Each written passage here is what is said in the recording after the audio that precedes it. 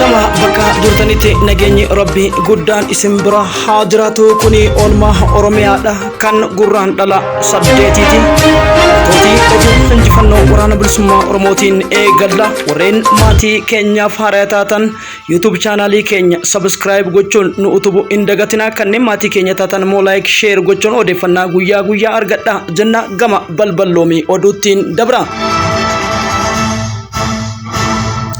Abdii Firreen Gaachana ummata Oromoo gootichi waraana bilisummaa Oromoodha injifannoo gurguddaa galmeessuun dhagahame. Qeerroon bilisummaa Oromoo Konyaa Baalee Lixaa magaalaa Roobetti dilbata guyyaa kaleessa mormii dhaadannoowwan jedharratti haalota gurguddoo jabaaf ulfaataa ta'e sa'aatii 10 hamma 12 gidduutti marii fincila adda dhoosuun isaa dhagahame.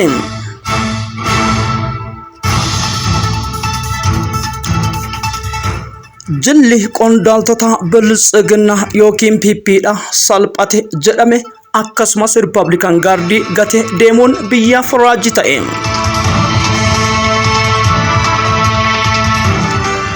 Gama oduu bal'inaattiin darba. Abdii Firreen Gaachana ummata Oromoo gootichi waraana bilisummaa Oromoodha. Humna Republican Guardii finxaaliyyoota kanneen zoonii kibbaatti bobba'an hedduu isaanii uftultoota Empire dacheetti dabale jedhame. Gurraan dhala tokko Gujii Lixa Bulee Horaa iddoo Buuphaa jedhamutti loltoota murni biltsiginnaa garasitti bobbaasuun ummata keenyaan goolessaa tureef maqaa sakatta'iinsa jedhuun iddoowwan garaagaraa humnoota Eeltiraa akkasumas poolisii naannoo Somaalee raayyaa ittisaa fi warra poolisii dafee du'aa Oromiyaa jedhamuu fi milishoota kanneen 5,000tti tilmaaman bobbaasuudhaan itti milkaa'uus hin dandeenye. Lola kana irratti gootichi waraana bilisummaa Oromoodha loltoota 60 ajjeesuun dhibbootatti kan lakkaa'aman ammoo barbadeessu isaa maddeen gabaasaniitiin jiranii. Jilli qondaaltota Bulee Horaa konkolaataa 18 yaa'aa ballootti imala jedhe. Konkolaataan lammaffaa irratti imalamtu keessatti qondaaltonni hedduun miidhamuun isaanis ifoome biltsiginnaan waan jetteen qabdu. Aanaa Qarcaa naannoo Ganda Gurraachoo jedhamutti waraanni bilisummaa Oromoo tarkaanfii fudhateen loltoota 4 ajjeesuun hedduu madoo yoo taasisu, aanaa Sabbaa Borottis loltoonni 17 ajjeefamuu 8 ol madoo yoo ta'an, gama biraatiin aanaa Waadaraattis loltoonni 6 ol ajjeefamuu ajajni waraana bilisummaa Oromoo gabaaseetii jira. Gaachanni wardiyyaan saba zoonii gidduu galaat aanaa Kuyyuutti loltoota 60 ol ajajoota poolisii 4 olaanoo wajjin dhabamsiisu. Cifraan 30 boroo loltoota Eeltiraa irraa dhufan guyyaa 6ffaaf barbadeessaa jiraachuunis gama biraatiin waraana Suufitoo Dooloof kan kana fakkaatan irraa bobba'eef meeshaawwan gurguddoo hedduudhaan kanneen 3,000 olitti lakkaa'amanii zuudhaan fayyadamanis konkolaataa wajjin cabsuun of duuba yoo deebisu, gama biraatiin bobbaa meeshaalee gurguddoo kana waraana keenya dhabamsiisuuf shirri isaan taasisan hedduun hin milkoofnedhame. Aanaa Liban Ganda Sibintoo akkasumas ammoo Ganda Sibintoo keessaa datti wanti isaan raawwatan gurraan dhalaja sababa addaatiin egaa wanni humna ol sila jedhame guyyaa kana ture. Haa taatu ammoo egaa dubbittiin isaan milkeessuu hin dandeenye. Haa ta'uuti malee waraanni bilisummaa Oromoo wabii bira darbeetiin abdiiwwan irree ummata Oromoo ta'uu keessatti egaa akkuma beekamu gurraan dhala 5 Abunaa Gendaa Barat Kuyyuu Hidhabuu Abooteen Qeellam Wallaggaa onoota warra Jaarso gama biraatiin Qeellam Ona Sayyoo lolli kaleessa sa'aatii 8 hamma galgala sa'aatii 12 walakkaatti akkasumas kana malees jechuudha konkolaataa 10 dambirraa gara Ganda Guuteetti osoo fe'attu loltoota 6 ol barbadeessuun dhagame.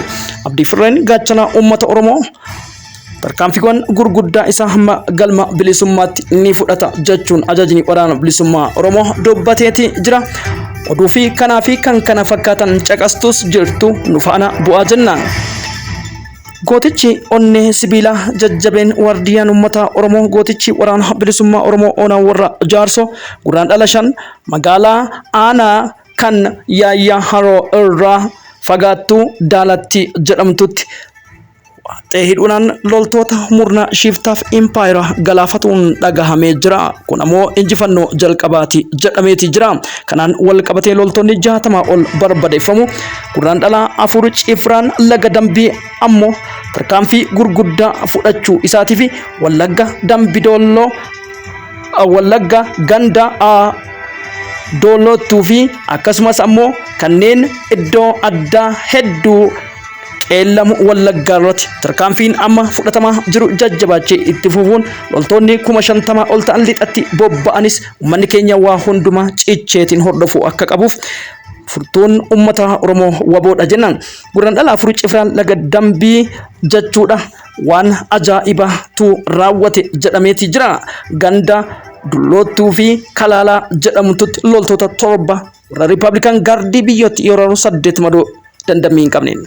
Cifraan Odaa Adoolaa ganda Sokoraa Hortee jedhamutti 6 ajjeesuun 6 madoo aanaa Adoolaa Reeddee Zambaabaa bakka Neetwoorkii jedhamu 9 ajjeesuun Cifraan Odaa Adoolaa 12 madoo dandamii hin qabneen. Cifraan Gumaabaas eegdota impaayera 2 booji'e jedhame. Halkan sa'aatii 4tti itti seenuun Guraandhala 6 yoo tarkaanfii fudhatu gama biraatiin Horroo Guduruu aanaa Fincaa'aa yookiin Fincaa'aatti tarkaanfiin naannoo Barahaat jedhamutti gootichi waraana bilisummaa Oromoo fudhateen bilisummaan hawwan baranuma tarkaanfiin keenya hamma galma bilisummaatti itti fufti jechuun gootichi onnee sibiilaa dubbate.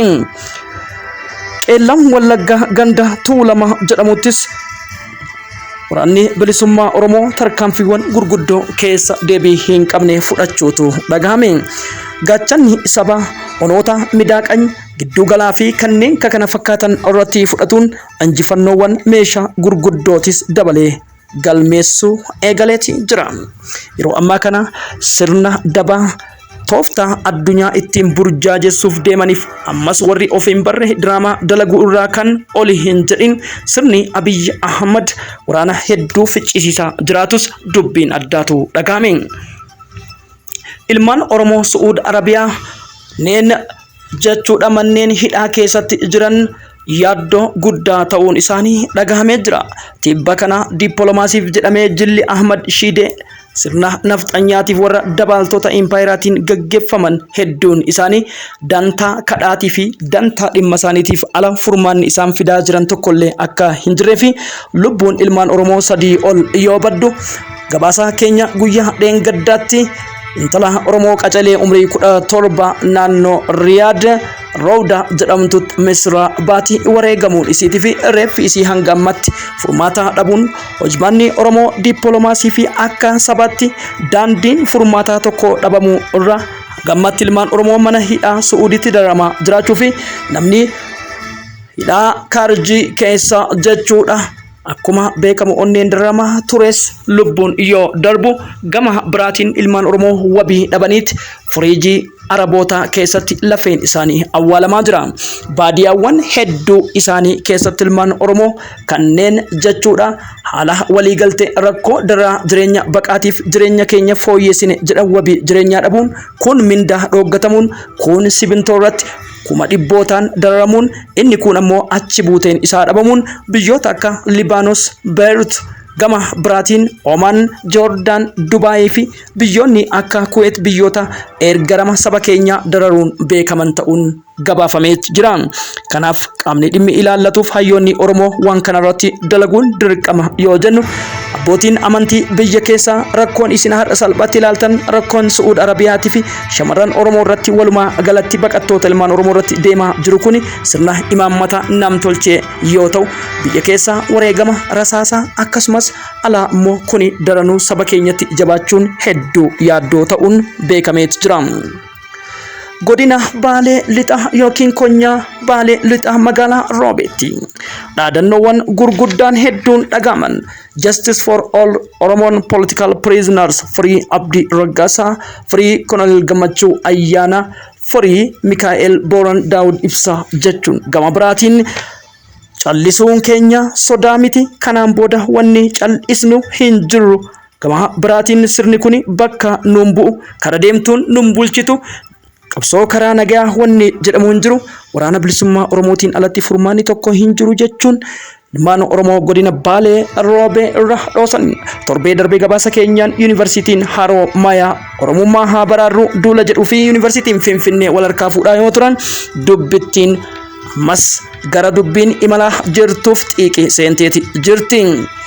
Shirri isaan tibba kana qondaaltota waraana bilisummaa Oromoo fi akkasumas miseensota shanee qabne jechuun ittiin daraa jiran ulamaa guddaa magaalaa Kamisee ilmaan Oromoo hedduu dabalateetiin achi buuteen kan dhabame fiilmiin isaan dalagaa jiran uummataan dammaqamus paartileen siyaasaa kanneen tibba kana hidhaa bahan dabalateetiin waliigaltee biyyoolessaa kanatti hin mari'annu jechuun dubbittii ammumaanuu keessaa of hambisuun himamee jira. Bilisummaa Oromoo ABO akkasumas KFO fi Ogaden Liberation Front yookiin bilisummaa uummata Ogaden dabalateen hundi isaanii abdii shira Empire gabroonfataa kanarra dhabuun gabaafame. Uummanni Oromoo walloo dhumaatiin adda daranuu itti jabaatuun himamee jira.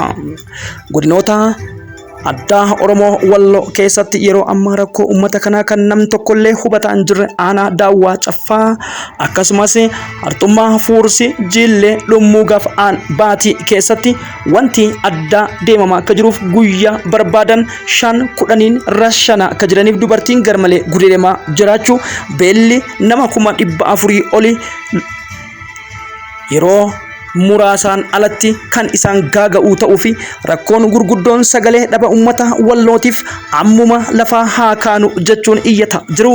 Ulamaan yeroo adda addaatti dararamuun akkasumas masgiidonni gubatuu fi uummanni Oromoo guutumaan guututti weerara qindaa'aadhaan itti wareegama kakkafalaa jiruu fi shirri addaa ammoo masara keessa dalagamee achirratti diraamaan hojjetamu qaama uummata birmatuuf dhabe waan ta'eef manni Oromoo yeroo kamiyyuu caala hundi keessan uummata walloof sagalee akka taatan waamicha dabarsina.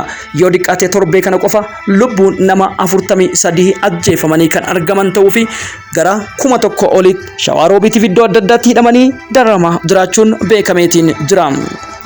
Kanumaan wal qabatee rakkoon Wallagga keessatti humnoota fiinxaaleeyyii aanaa Baay'icoomaa Kiramuu akkasumas onaan noonnoo Beenjaa fi noonnoo Qumbaa dabalateetiin haroo limmuuf kan kana fakkaatan daranuu hammaatuun lubbuun ilmaan Oromoodhaa torbee kana qofa 28 ol baduun himamee jira. Kana keessatti qaamni uummata kana birmatu waan hin jirreef uummanni Oromoo uummata Wallaggaa fi Walloo akkasumas rakkoo jireenya baqaatiin ilmaan Oromoo biyya baqaatti dhumaa jiraniif saffisaan sagalee haa taanu. Fincila dhaloonni har'a nuti obsineet malee sodaa miti obsi jedhanii dhoosan kana itti fufuu akka qabnuuf qaamni ammoo waliigaltee biyyoolessaa yookiin naashinaal diyaaloog jechuun waraana keenyatti aggaamu yoo jiraate badii isaa ammumaan fudhachuu qaba jechuun gabaasa keenya goolabna. Kabajamtoota hordoftoota keenya Oromiyaan dhiiga ilmaan isheetiin ni bilisoomti akkasumas oduu fi odeeffannaa caayaa Oromoo TV fi kanneen kana fakkaatan hundaan yeroo hunda saffisaan akka argataniif subscribe, like, share gochuu hin dagatina jenna. Akka sabaatti ijaaramuun wal dhaga'uu fi hoggansa kana jala deemuun murteessa waan ta'eef uummanni Oromoo hundi bakka jirtanii waraana keessan jabeeffadha jenna. Gulantaa har'aa kana irratti waraanni bilisummaa Oromoo golee Oromiyaa hunda keessatti tumsa uummata isaa saffisaan ijaarsaa fi adeemsa waa hundaan hamilee waan barbaaduuf yeroon itti jiraachuu dhabuu keessaa gartokke gartummaa aantummaa qabsoo hidhannoo irratti cichinu amma waan taateef bakka jirtanitti anis wabo jechuun wal haa jabeessinu, wallaalaa gorfachuun garaa walii bal'achuun walii obsuun hunda caalaa kan nu ilaallatu Oromiyaa walabaati. Nuuf Itiyoophiyaan diina horaa bulaa deebinaa caayaa Oromoo TV irraa kana fakkaata olmaan Oromiyaati. Soo jechuun wal'aansoodhaan waan humnaan fayyadamtu karaa nagaa karuma nagaati humna sanuu duraanuu fayyadamtu jechuudha. Waan jecha wal faallaati jechuudha. Akkasitti amma karaa hidhannoo malee furmaanni jiru sirriidha. Durumaanis akkasuma ture ni gowwoomne. Beeytaa biyyaan dhaqee dhufe dhiyoo tana. Amma yaada lafarratti uummata keessa jiruun xiqqisho sii qooduu barbaade. Jawaas. Dheengaddan galee akkasitti uummatii keenya kun bakka sadi jira. Garii dantumaa fi mootummaa jee akkanumatti hojii shubbisaa garii dura dhaabbataa garuu warri dura dhaabbatu san buruja irraa fuudhanii jiranii dilas dubbachuu hin danda'u. Harki tokko immoo jireenya wajjin wallaansoo jira. Akkasi jira uummatni keenya bakka sadi kana jira. Haa ta'u warri jireenya wajjin wallaansoo jiruu fi warri qabsoodha jiru kun fallaaruma tokkorra jiranii isaanii warra immoo jireenya lubbuu isaanii fi garaa isaaniitiif karaaf mootummaa deeggaru waan hin ta'in uummanni kun yaaduma tokko qabaa qabsuma sanii ni dhaabanii qawwee tana ni dhaabanii beeytaa biyya keessa araddarraa araddatti fattashaa jira milishaa jedhanii abbaa warraa kana huccuutti uwwisaniiti hofoo fi maali hoofiyaatti kaanii kopheetti kaanii karaa haada hidhatanii karaa kanarra tatta'anii Oromiyaa tana guutuu baase araddatti akkasitti gaafa qaxxaamurtu karaa kanarratti haada hidhatanii si fattashanii mastawaa qaajuu yoo ummata wallaalaa uumaa kun beeyne beeyta qotee bulaa kana yooniif namni tokko makiinaa guutuu keessaa mastawaa hoggaa isaan jana akkana itti ol qabe haaya dabraa uuma jaa beeyta yotti qabdee dubbiseetiis hin beeku maasis baasee jaayu beeyta afaanumaan illee ni qabna jennaan haaya dabraa jaa waan akkasitti karaa kanarra nama rakkisaniif an hin beeku. Ummati keenya hanqinni qabummaan tana bakka hogganaa tana hanqina qabna amma hayyoota irra deddeebinee Oromoon. Ayya. Fayyate. Akkasii galatoomi fayyaa ta'e irraan deebiin itti fufi bakka tana jechuun barbaade. Hayyee sa'aa meeqa? Isaa olisa. Okay. Waan garii asuma dubbachuu gaariidha. Waan dubbachuu gaariidha. Kanaaf hin dhaabee. Lakkii qabsoo hidhannoodhaa tan durgoone hin doggorre. Qaadumaa qabsoo karaa nagaa tan durgoone hin doggorre. Doggoraa hin turre. Qeeroo ijaaruu keessatti qeeroo fincilchiisuu qeeroon TPLF cabsuu keessatti qabsoon karaa nagaa qabsoon milkiidhaa turte. 2004 irraa hanga 2018 qabsoo akka gaariitti oofnee akka gaariin keenya injifanne wareega xiqqaadhaan TPLF taankiidhaa fi madaafaan deemtu maqalee galchine. Itti milkooyne garuu bilisummaa waan taateen beeknu bulchiinsa biyyaa waan ta'een beeknu takkaa bilisummaadhaan jiraanneen beeknu nu harkaa wal dhoyteeti bilisoomne jennee osoo buxaallu ooppitummaan deebisee nu dhaabte jechuudha. Amanneeti waraabessatti amaanaa kennannee jechuudha. Waraabessatti amaanaa kennanneeti akka malee taane. Sigalee okay. Rooba Muusaatiin naqama Rooba Muusaa. Okay. This is my friend. Okay. Rooba Muusaa seeni. Ergeen jira Rooba Muusaatiif. أهلا أخي كم سايبي مركانا قاعد فما قارن دي بجرا أبشر سمع بدك يا مامي نجا تو يا ده دي يا مامي في كبسون إنه خكولان كبسون كرا لا كبسوني كرا نجاتيس كرا خانت كأوي يونجرات تبلي نجيني نونجروتي قرلا تشوتو برباجسان Kanamu waan bu'aa karaa nagayaatiinis bu'aa fudhattuu jira. Yoo gartee bu'aan jingoota amma dura goonee jirra gaafa TPLF fi amma warruma qabsoo nagaatiin amannee aangoo irra keenyee tura afaan deebi'ee nyaachaadhaa jira. Mee qabsoo karaa nagaa ammaan tana Amaaraa hojii haasofnu moo Gimboo Sabaattiidha moo Abinni moo Oppijoodha moo eenyu hojii haasofnu? Ani lakki osoo bar diitalii kanan taane jineraalii qabsoo karaa nagayaa gizee jan qabsoo karaa nagayaatiin hin goonuun jettus polotikaa keetiifuu nama gaarii miti. Warrumaan kan wayi kunuu maaliif yoo lubbuu nama tokkollee oolchite waan ta'uuf qabsoo karaa nagayaa hin barbaannu hin jettu. Ammoo qabsoon karaa nagayaa tardi world keessatti abbaa qawwee qabu biyyaan deema. Tun beekamaadha. Ammoo qabsoo karaa nagayaa hin barbaannu hin feenu jechuun qabdu. Maaliif yoo irraa bu'aa harkattees maaliif lubbuu nama tokkoon oolchine? Jechuma siyaasaa keessattuu لكن وتقوي ملك أبصر نجار فين ونجد أموك أبصر قرا نجارتي في نبدت بوينتين أقال أنا ولي كبيت جنرالي أك مرتد لبغاية إن يوجه صوت إفنا وصون تاني ولا أمريكا اللي فودي أتي نومهم نكابو نمني خبجا أنا بيخي ماليا أغرتي وني غرتي أكسيتي واهون دقبابني أبلو مال جي أكس جي خنا خيسا سوالو إيرون فيسو أبصون قرا نجايا أبصون سياسة أبصون توكوما أبصون جارميا barbaachisaadha. Ammaan Oromoon akka gama kiyyatti yaada kiyya tokko mee dira hidhadhaati yoo ati yeroo qabaatte. Waan minute. Ani qabsoo karaa nagayaatii fi karaa qawwee irra wanni Oromoon silaatti mo'uu dandeessu Oromoon jaarmaya dhugaa hin qabnu. Aboo dhugaa walitti himnaami barti gireen bara hayyoota nurra qabaatanii jeeroota nurra qabaatanii miti jaarmaya qaban obboleessa kiyya. Be amma biyya alaa kanatti nuti nama yoo xiqqaa nama miliyoona geenyaati namni waan qabsoo waan dubbatu namni wal quba qabu nama kuma kudhanni ta'a obboleessa kiyya.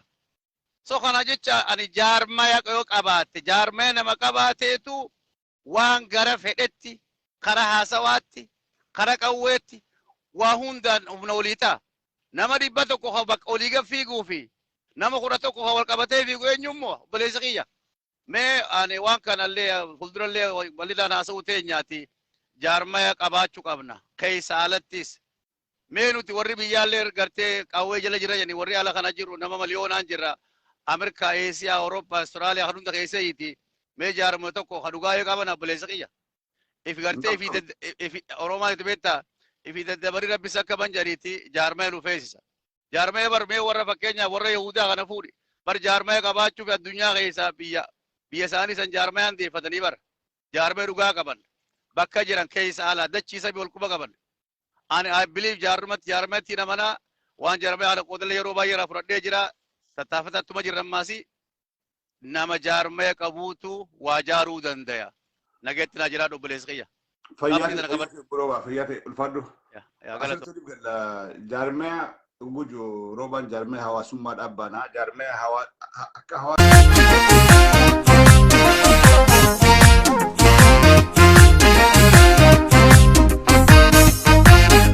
Jololte sabaaf looli biyya keettayi wardiya ergamtuuf in ergaamin barsii dhaabban biyya eeggate kabachiisa goota tiksa biyya baasa daabeessa dheessee gaalee karaa saadhaan cabsiisa. Jololte sabaaf looli biyya keettayi wardiya ergamtuuf in ergaamin barsii dhaabban biyya eeggate kabachiisa goota tiksa biyya baasa daabeessa dheessee gaalee karaa saadhaan cabsiisa.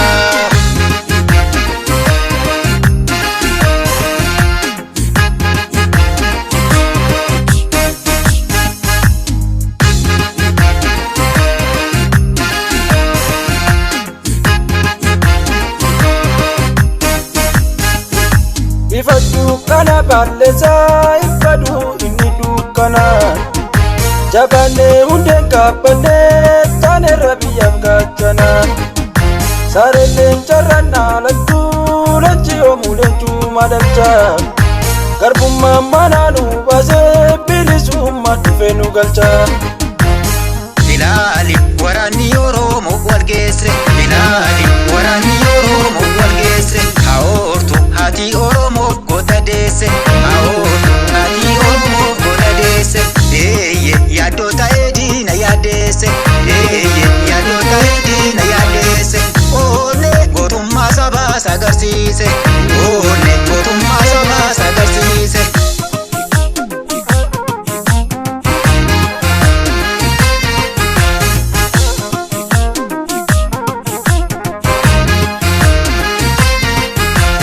Rasi dachee rasi falmaa salumaati Fachis fachee kaasi falmaa salumaati Usnaan sodaasee falmaa salumaati Yeeyyi leencaf goote falmaa salumaati Agarsiisa baartu falmaa salumaati Hanga geessu yaartu falmaa salumaati Booyi lola leeli falmaa salumaati Biyya baasii dhoortu falmaa salumaati Tumsi wal jabeessi falmaa salumaati Bore basne gallo falmaa salumaati Laadeetti temmeessi falmaa salumaati falmii keessa faalan sanumaati.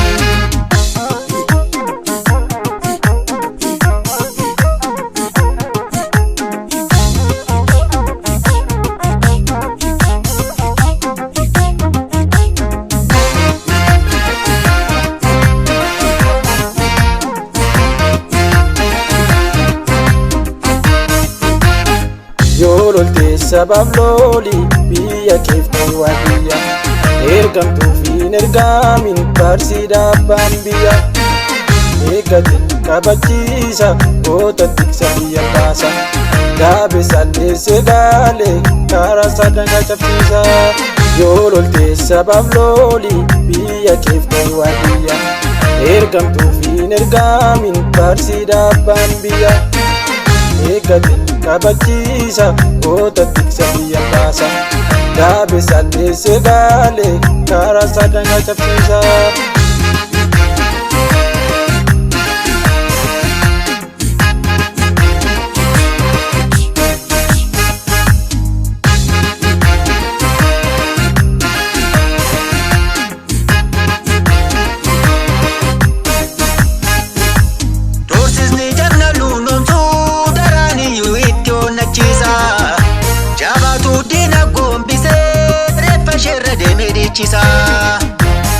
Unetu morma qaamne raabdii kuuta cimne yertu fincilli dhoofin duuba deebi'uun hin jirtu.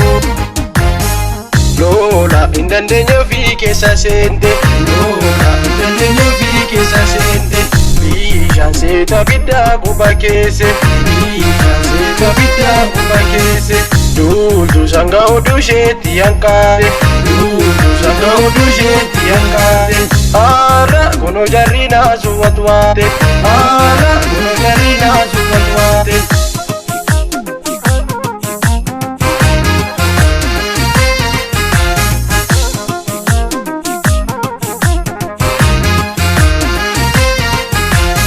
Jabeessi falmii Salmaa sanumaati qabdeetta kokkeeshee salmaa sanumaati jilchii kakachiisi salmaa sanumaati lolloof qabachiisi salmaa sanumaati hin bayyannachiisi salmaa sanumaati boqonnaa dhabsiisi salmaa sanumaati hin dandamachiisi salmaa sanumaati sardi hafuura kuuti salmaa sanumaati tutuuqii qabsiisi salmaa sanumaati buqqis godaansiisi salmaa sanumaati daangaa ceetee dhuufte salmaa sanumaati daangaa qaarisiisi salmaa sanumaati geesse seenaan baddeenuu galu geesse geesse seenaan baddeenuu galu geesse geesse gadaan gammachuu dhufu geesse geesse gadaan gammachuu dhufu geesse geesse yeroo goonni gaalu dur geesse geesse yeroo goonni gaalu dur geesse.